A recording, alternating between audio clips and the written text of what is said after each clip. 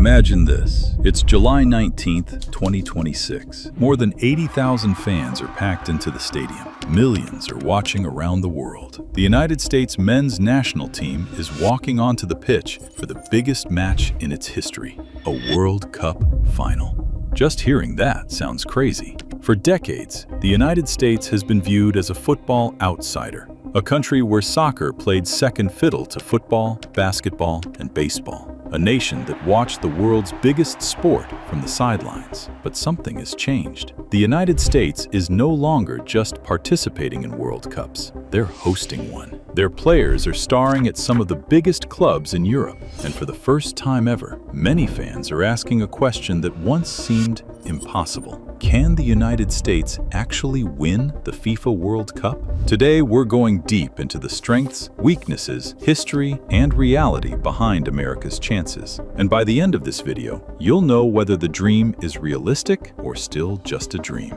The United States and the World Cup have a complicated relationship. Unlike football giants like Brazil, Germany, Argentina, France, or Italy, America doesn't have generations of World Cup glory. In fact, many casual fans don't realize that the United States reached the semifinals of the World Cup once before, back in 1930, the very first World Cup. Since then, very little success. For decades, soccer remained on the edge of American sports culture. The national team struggled. Many talented athletes chose other sports, and competing against countries where soccer is practically a religion seemed impossible. But the story began changing in 1994. The United States hosted the World Cup. That tournament transformed soccer in America forever. New fans arrived, investment increased, and eventually, Major League Soccer was born. The seeds had finally been planted. The question is, have they grown enough to challenge the world's best? Let's start with the reasons for optimism, because unlike previous generations, this American team is genuinely talented,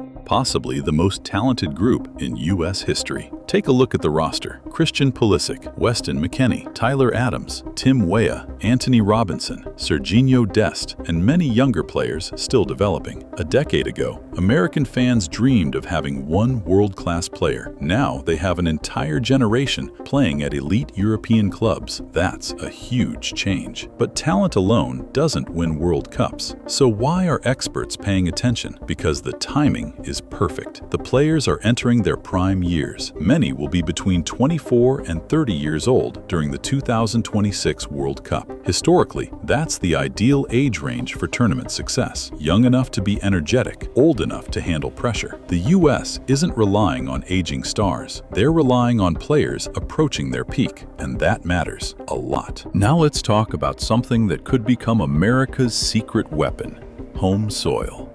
History shows hosting nations often outperform expectations. South Korea shocked the world in 2002. Russia exceeded expectations in 2018.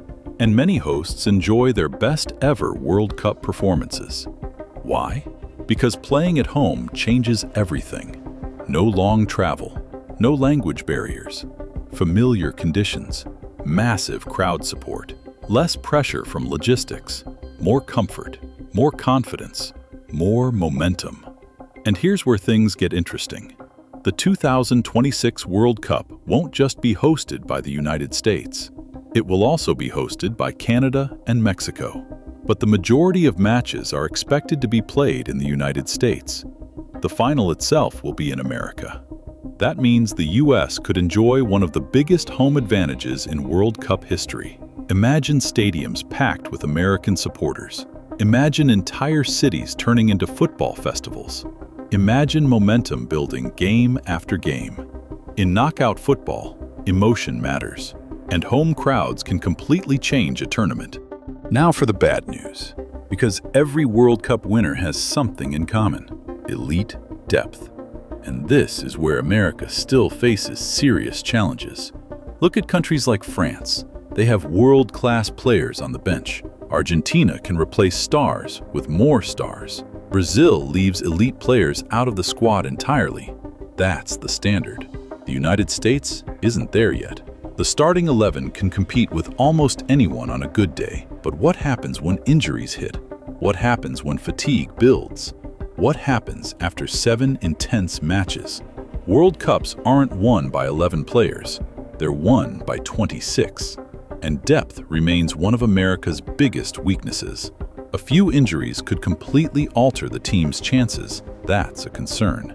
And it's one of the biggest reasons analysts hesitate to call the U.S. a true favorite. Every great World Cup story has a mastermind, a coach who gets the best from his players. Think about Lionel Scaloni with Argentina, Didier Deschamps with France, Joachim Löw with Germany. These managers built systems that maximize talent. For the United States, coaching could become the difference between a quarterfinal appearance and a historic run. Modern football isn't just about talent anymore. It's about tactics, pressing systems, defensive organization, game management, set pieces. In tournaments, one tactical mistake can send you home. One brilliant adjustment can change history. The U.S. doesn't need the best players in the world. They need the best version of the players they already have. That's where coaching becomes critical. Let's compare the United States to the world's elite. Can they beat England? Yes, in a single match. Can they beat Germany? Yes. Can they beat Brazil? Also yes. Anything can happen in 90 minutes. But that's not the real question. The real question is, can they beat multiple elite teams in a row? That's what winning the World Cup requires. You might need to defeat one European giant, one South American giant, and another top 10 team, back to back to back. That's a different challenge entirely. The United States has shown they can compete, but they haven't consistently shown they can dominate elite opponents. And consistency wins World Cups. Not potential, not hype, results. One reason many people underestimate the United States is because they're looking at the past. The sport is growing faster than ever. Youth participation remains enormous. Soccer academies are improving. MLS is expanding. European clubs are scouting American talent aggressively. The pathway to elite football has never been stronger. 20 years ago, American players often struggled to reach Europe's top leagues. Today, it's expected. The next generation could be even better than the current one. And that's important because football development isn't linear. Sometimes nations suddenly break through. Croatia did it. Belgium did it. Morocco shocked the world. Maybe America's breakthrough is closer than people realize. For the United States to win the World Cup, several things must happen. First, the stars must stay healthy. Second, the team must peak at the right moment. Third, they need favorable knockout matchups. Fourth, their goalkeeper must have an exceptional tournament. And finally, they need a little luck.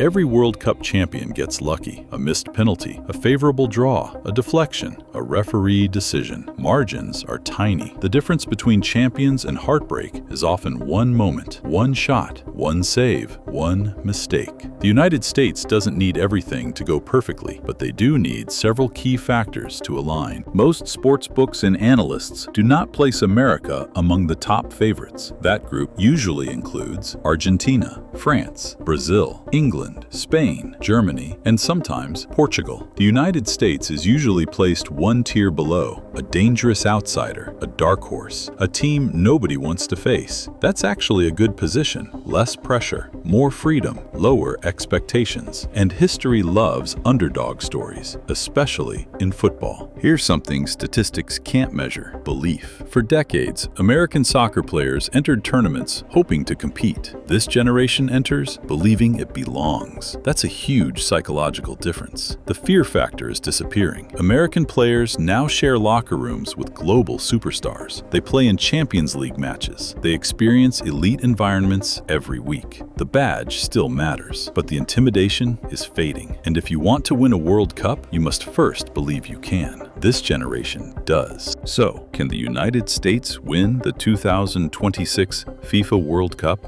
The honest answer is yes, but not because they're favorites. They're not. France is stronger. Argentina is stronger. Brazil is stronger. Several nations have deeper squads and more experience, but that's not what the World Cup is about.